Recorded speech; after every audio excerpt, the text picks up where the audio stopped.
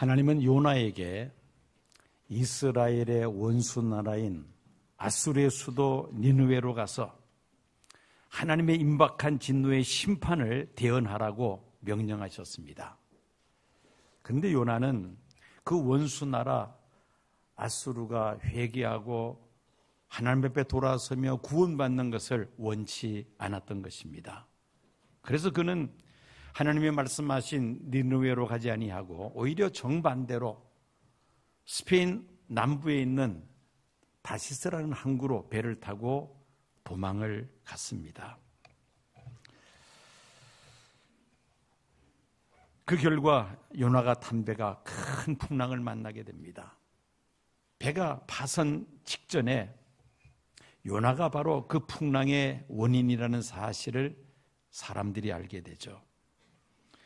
요나는 바다에 던져집니다. 그리고 큰 물고기가 요나를 텁썩 삼켜버리고 맙니다. 사흘 동안을 물고기 뱃속에서 요나는 지내야만 했습니다. 요나서 1장 17절 말씀입니다. 여호와께서 이미 큰 물고기를 예비하사 요나를 삼키게 하셨으므로 요나가 밤낮 3일을 물고기 뱃속에 있으니라. 하나님의 말씀에 불순종하고 어떻게 보면은 신앙생활의 실패를 뼈저리게 경험한 요나였다는 말입니다. 물고기 뱃속에서 사흘을 절망적인 상태에 지내야만 했습니다. 과연 이런 일이 있을 수가 있겠는가? 이것은 하나의 지어낸 이야기 또는 전설 또는 설화가 아니겠는가라고 많은 사람들이 생각을 합니다. 그런데 제가 지금 설명하는 두 가지 이야기를 들어보시면은 얼마든지 일어날 수 있는 일이라는 것을 여러분들이 납득을 하실 겁니다. 프랭크 볼렌이라는 사람이 향유고래의 배회라는 글을 썼는데 이 향유고래는 영어로 스펌 웨일이라고 부릅니다. 이 향유고래가 얼마나 크냐, 여러분들 화면에 보시는 것처럼 사람이 저렇게 조그만하게 보이는데 고래는 저렇게 큽니다.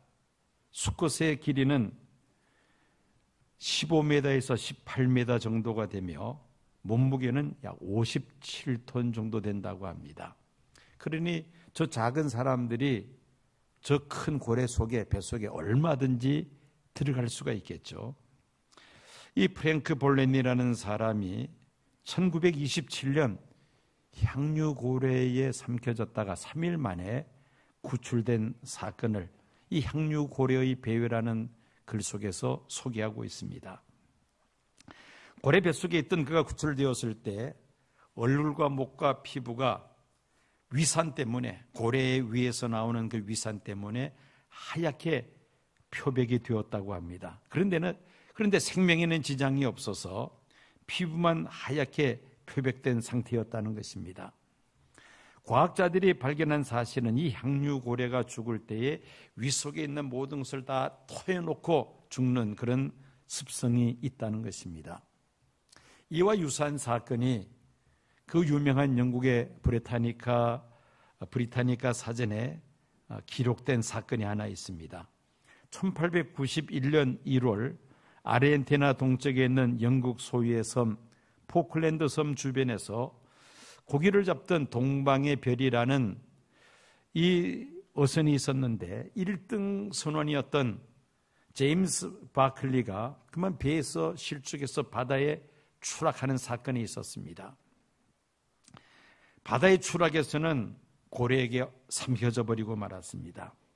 이틀 만에 이 배가 그 고래를 추격해서 고래를 포획을 합니다. 그리고 그 고래의 배를 갈라보았더니만은 제임스 바클리라는 선원이 살아 있었다는 겁니다. 이틀 만에 생명을 건진 그러한 사건이 영국 브리타니카 사전에 기록이 되어 있습니다. 얼마든지 일어날 수 있는 그런 사건이라는 것이죠. 이 절망적인 상황 속에서 요나가 구출되는 그 사건을 요나서에 자세하게 기록을 하고 있습니다. 어느 마을에, 독일에 전해져 내려오는 설화인데 어느 마을에 농부들이 농사짓기가 너무나 힘들어서 하나님 앞에 이렇게 기도를 했습니다.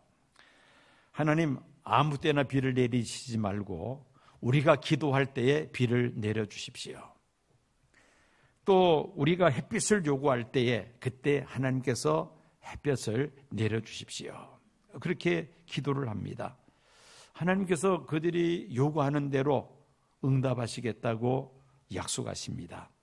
농부들은 부지런히 씨를 뿌렸습니다. 많은 양의 물이 필요했습니다. 비를 달라고 기도할 때 하나님께서 비를 내려주셨습니다. 이제 곡식들이 무럭무럭 자라야 합니다. 하나님, 쨍쨍 내리쬐는 햇볕이 필요합니다. 기도했더니만은 하나님께서 햇볕을 내려주셨습니다. 가을이 되어서 들판에서 추수를 하려고 하는데 알곡들이 많이 맺히지를 못했습니다. 알곡 대신 쭉정이들이 많이 매달려 있었던 것입니다. 농부들이 하나님 앞에 항의합니다. 하나님, 도대체 이게 어떻게 된 일입니까? 하나님께서 때를 따라 비를 내려주시고 햇볕을 내려주셨는데 알곡이 되지 않고 이렇게 쭉정이가 많은 이유가 무엇입니까? 그때 하나님께서 농부들이 이렇게 대답하십니다. 사랑하는 나의 자녀들아, 꽃들이 필 때에는 수분 작용을 위하여 바람이 필요하다. 때로는 그 바람 때문에 곡식들이 넘어질 때가 있고 또 쓰러질 때도 있지만은 그 바람을 통해서 그 곡식들에게 화분이 수정이 되어서 열매를 맺게 되며 또 때로는 그 강한 바람 때문에 뿌리를 땅에 견고하게 내리게 되고 그래서 열매를 맺게 되는 것이다. 무슨 말입니까? 농부들이 무엇을 구하지 아니했습니까? 바람을 구하지 않았다는 겁니다. 바람을 구해야 되는데 바람이 불면은 이 곡식들이 쓰러지고 넘어지는 일들이 있으니까 구하지 않았다는 것이죠. 우리의 삶 속에서는 때로는 비바람이 몰아칠 때가 있습니다. 또 강한 폭풍이 불 때가 있습니다. 비바람이 몰아치는 것은 좋은 열매들을 맺기 위함이죠. 또 풍랑이 이는 것은 우리의 신앙의 뿌리가 더욱더 깊이 말씀에 내리게 하기 위함인 것입니다. 우리에게 때로는 고난이 다가옵니다. 요나가 바로 물고기 뱃속에서 3일 동안 그 절망적인 상황 속에서 그는 고난을 받아야만 했습니다. 하나님의 말씀을 불순종하다가 물고기 뱃속으로 떨어진 요나, 그는 실망하거나 삶을 포기하지 아니하고 자신의 잘못을 뉘우치고 하나님 앞에 부르짖어 기도합니다. 말이 물고기 뱃속이지 얼마나 괴로웠을까요? 앞이 전혀 보이지 아니한 캄캄한 그 어둠 속에서 또 그 물고기 큰 그 물고기에 위장하는 답답하고 악취가 진동했을 것입니다. 요나의 기도는 그야말로 고난 속에서 절망 속에서 하나님 앞에 부르짖는 기도였습니다. 비록 요나가 신앙적으로 실패했지만은 자신의 죄를 철저하게 회개하고 하나님의 구원을 간절히 소망하면서 하나님 앞에 부르짖어 기도했던 것입니다. 요나서 2장 1절 2절 말씀입니다. 요나가 물고기 뱃속에서 그의 하나님 여호와께 기도하여 이르되 내가 받는 고난으로 말미암아 여호와께 불로 아뢰었더니 주께서 내게 대답하셨고 내가 수올의 뱃속에서 부르짖었더니 주께서 내 음성을 들으셨나이다. 여러분, 성도들에게 고난은 하나님 앞에 기도하라는 사인으로 우리가 받아들여야만 합니다. 하나님께 기도하되 회개하는 기도를 우선적으로 드려야만 합니다. 2절 말씀 보니까 내가 받는 고난으로 인하여 여호와께 불로 아뢰어 삽더니, 요나는 고난의 의미를 깊이 묵상합니다. 내가 당하는 이 고난의 이유가 무엇일까? 이 고난이 나에게 어떤 의미를 던져주고 있는가? 이 고난을 통하여 하나님께서는 내게 무엇을 기대하시는 것일까? 하나님은 나를 어떤 방향으로 인도하시기를 원하시고 계시는가? 하나님 내게 무엇을 주시기 위하여 나를 이 절망의 구렁텅이 속에 빠지게 하셨는가? 그 의미를 깊이 묵상합니다. 요나는 이미 바다의 거센 풍랑이 이는 것이 니느웨로 가라는 하나님의 말씀에 불순종한 그 결과라는 사실을 본인이 잘 알고 있습니다. 그래서 요나는 선원들에게 나를 들어 바다에 던지라.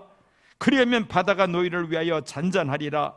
너희가 이 큰 폭풍을 만난 것이 나 때문인 줄을 내가 아노라. 요나는 그 풍랑의 원인을 스스로 알고 있었다는 말입니다. 그래서 요나는 그 풍랑 때문에 바다에 던져졌고, 바다에 던지자 바로 큰 물고기가 삼켜버리고 만 것입니다. 근본적인 원인이 자신의 불순종의 죄 때문이라는 사실을 알았기에 하나님 앞에 회개하는 기도를 드렸던 것입니다. 내가 스올의 뱃속에서 부르짖어 섰더니 주께서 나의 음성을 들으셨나이다. 지금도 많은 사람들이 편안하고 또 부족할 것이 없는 안일한 생활로 인하여 하나님과 멀어지고 심지어 하나님 등을 지는 사람들도 있습니다. 모든 것이 형통하다는 이유 때문에 오히려 하나님 앞에 불충하고 게으르고 나태할 때가 있습니다.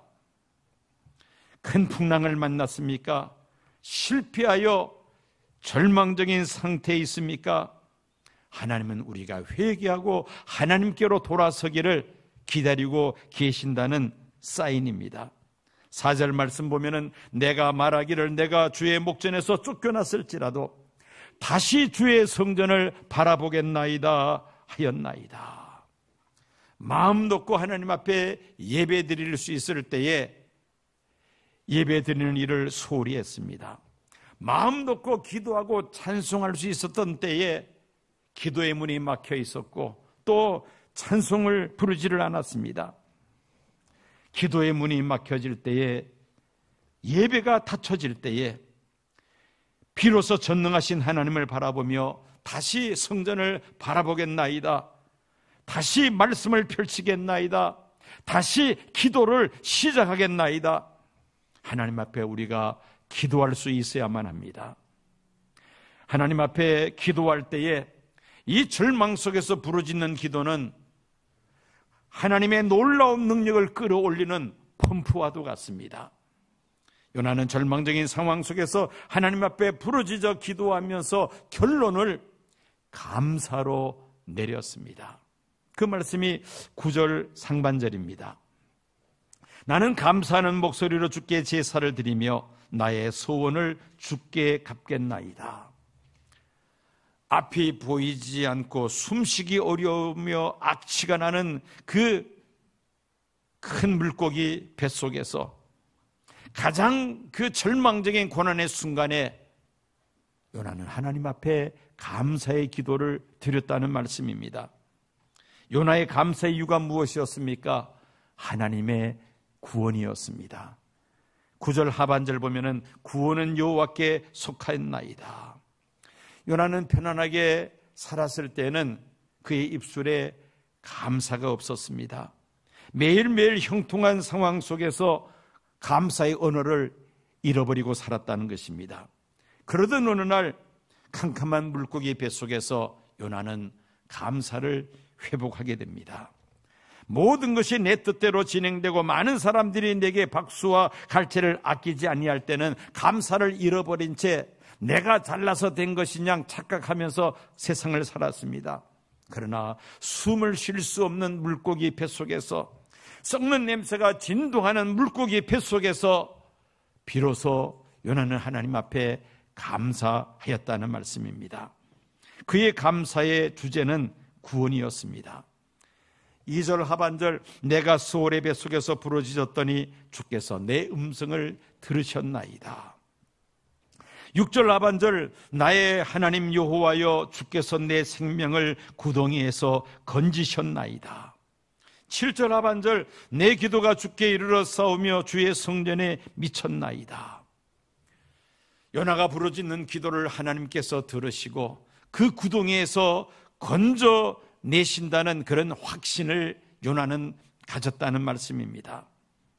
언제 물고기 뱃속에서 죽을지 알 수 없는 그런 절망적인 상황 속에서도 요나는 자신의 죄를 회개하고 하나님께서 자신을 구원하신다는 그런 확신을 가지고 하나님 앞에 감사 기도를 드렸다는 말씀입니다. 여러분, 하나님께로부터 받은 셀 수 없는 많은 은혜를 다 잊어버린다 할지라도 이 구원의 은혜 하나만 생각한다면은 우리 하나님 앞에 감사할 수가 있습니다. 세상 모든 것이 다 나를 떠난다 할지라도 하나님의 구원의 은혜만 떠나지 않는다면은 우리는 하나님 앞에 감사의 기도를 드릴 수가 있다는 말씀입니다. 요나는 그야말로 인생 막장에서 하나님께 불평하거나 원망하지 않았습니다. 그리고 삶을 포기하지도 않았습니다. 하나님 앞에 회개하면서 감사의 기도를 드립니다. 그때 놀라운 기적이 요나 앞에 벌어지고야 맙니다. 10절 말씀 봅니다. 여호와께서 그 물고기에게 말씀하시매 요나를 육지에 토하니라. 그 물고기가 요나를 육지의 해변가에 토해놓고야 말았다는 것입니다. 니느웨 성은 한 바퀴를 돌려면은 걸어서 사흘 길을 가야 하는 아주 큰 성읍이었습니다. 요나는 이 성에 들어가서 하나님의 임박한 심판을 대언하기를 시작했습니다. 요나서 3장 4절 말씀입니다. 요나가 그 성읍에 들어가서 하루 동안 다니며 외쳐 이르되 40일이 지나면 니느웨가 무너지리라 하였더니 40일이 지나면은 이 성이 무너진다고 요나가 그 성을 다니면서 하나님의 임박한 진노의 심판을 선포했던 것입니다. 놀라운 일들이 일어나기 시작합니다. 그 성 안에 있던 사람들이 요나의 말을 듣고는 금식하며 베옷을 입고 회개하기를 시작했다는 것입니다. 그들은 이스라엘의 하나님 여호와를 믿던 사람들이 아닙니다.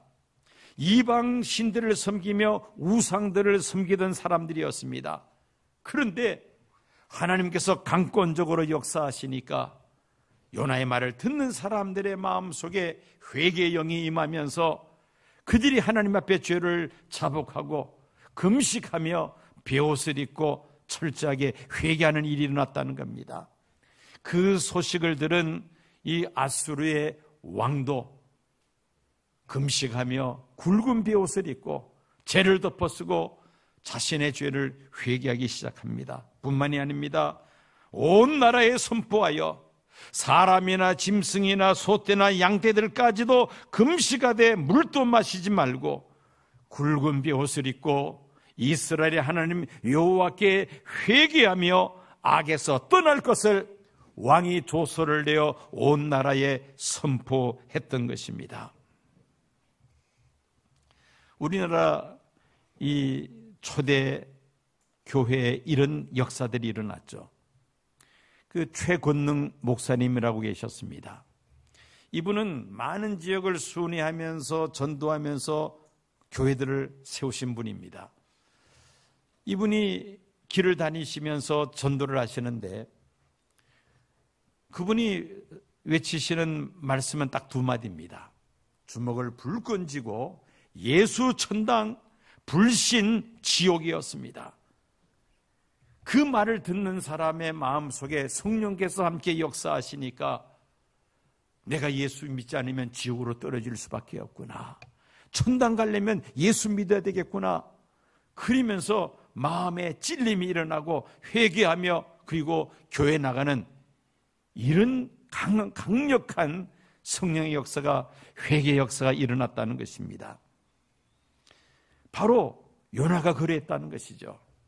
니느웨 성을 다니면서 40일이 지나면은 이 니느웨 성이 무너지리라고 하나님의 진노의 심판을 대언할 때에 그 말을 듣는 사람들의 마음속에 회개하는 역사가 일어났다는 것입니다. 왕을 위시한 니느웨 백성들의 요나의 말을 듣고 하나님 앞에 회개하며 악한 길에서 돌이키는 모습을 하나님께서 보시고 하나님께서 뜻을 돌이키사 그들에게 내리리라고 말씀하셨던 재앙을 내리지 아니하셨습니다. 요나를 통하여 니느웨 성읍을 구원고자 하시던 하나님의 뜻을 다 이루셨다는 말씀입니다. 코로나 팬데믹이 오래 지속되면서 경제적으로 어려움 당하고 있는 성도들이 있습니까? 하나님 앞에 불평하거나 원망할 것이 아니라 우리의 허물과 죄를 회개하고 하나님 앞에 부르짖어 기도할 때에 하나님께서 그 경제적 어려움에서 반드시 벗어나게 하실 줄로 믿습니다. 질병으로 고통받고 있는 성도들이 있습니까? 질병의 의미를 깨닫고 하나님 앞에 회개하며 또한 감사하는 순간 그 질병에서 자유케 되는 하나님의 구원의 역사가 우리에게 일어날 줄로 믿습니다. 자녀들로 인하여 고통받고 있는 그러한 성도님들이 있습니까? 하나님 앞에 우리가 부르짖어 기도할 때에 하나님께서 우리 사랑하는 자녀들을 악의 길에서 벗어나게 하시고 함께 믿음의 길로 돌아서게 하시며 믿음의 가정으로 하나님께서 회복시켜 주실 줄로 믿습니다. 힘들고 어렵다 해서 우리가 불평하고 원망하며 스스로 포기해버린다면 그것으로 끝입니다. 그러나 요나처럼 하나님 앞에 회개하고 하나님 앞에 부르짖어 기도하며 하나님 앞에 감사할 때에 하나님께서 그 절망의 늪에서 우리를 건져내어 주시고 하나님께서 축복해 주실 줄로 믿습니다. 오래전에 감리교 신학대학교 학장을 지내셨던 그 윤성범 목사님이라고 있습니다. 이분이 가르쳤던 제자 가운데 한 사람이 이제 교회를 개척하였습니다. 열심히 참 개척하면서 목회를 힘썼습니다마는 교회가 성장하지를 못합니다. 거기다 설상가상으로 사모는 자궁암 말기라는 그런 그 충격적인 진단을 받습니다. 도저히 받아들이기가 어려웠습니다. 내가 이렇게 열심히 교회를 위하여 사역을 하고 있으며 사모도 함께 일을 하고 있는데 교회는 성장하지도 못하고 또 사모는 지금 말기암 진단을 받았으니 도저히 그 현실을 받아들이기 어려웠습니다. 그래서 이 개척교회 목사님은 스승되는 그 윤 목사님에게 찾아가서 자신의 그 신세를 하소연하면서 대들듯이 따졌습니다. 그때 그 윤 목사님은 노트 한 권을 그 제자 목사에게 전해주면서 이 노트를 가지고 사모와 함께 감사할 내용들을 그 노트에다 한번 써보라는 것이었습니다.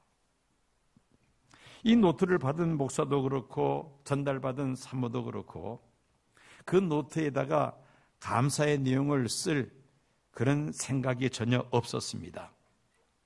그러다가 얼마 후에 사모가 그 노트를 펼쳐놓고 마지못해서 감사할 내용을 하나씩 이렇게 한 줄씩 적어나가기 시작했습니다.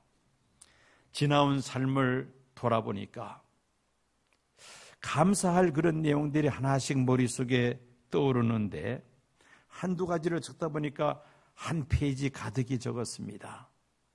그리고 다음 페이지를 넘겨서 또 적기를 시작합니다.